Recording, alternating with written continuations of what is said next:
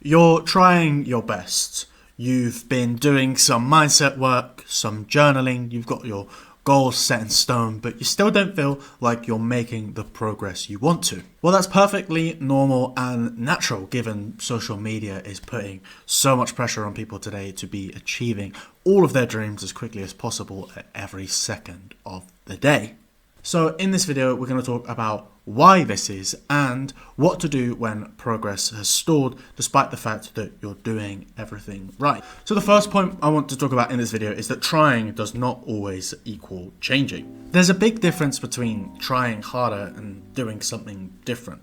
Most of us, when we hit a plateau, our natural reaction is to double down. More goals, more effort, more work should mean more progress. But often we're just putting more pressure on ourselves, and the problem is that implicitly we believe that we cannot actually achieve what it is we're trying to achieve. So the real thing we need to do here is take a step back, zoom out, and figure out what actually is the problem that we're trying to solve here. So point number 2 is that is there something that is keeping you safe? Sometimes we say we're stuck, or we build a prison of stuckness in order to stop us from doing the thing that is actually necessary. This is often to do with a feeling of safety. We're safe from failure, we're safe from judgment, we're safe from change, even if it's good, by the fact that we're not doing it.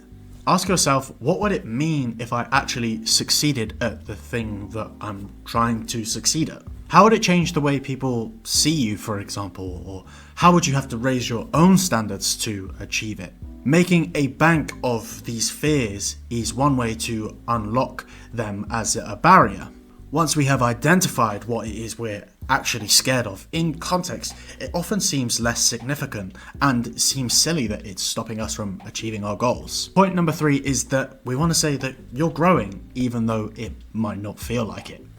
Not all growth is visible. Sometimes growth is just saying no when you would normally say yes, or slowing down at the end of the month to avoid burnout, for example.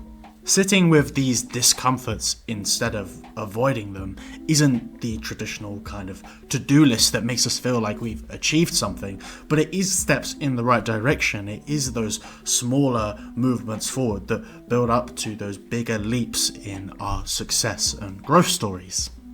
Well, if you feel stuck, here's what you should do instead of pushing harder. Firstly, reflect on your patterns. What keeps happening again and again?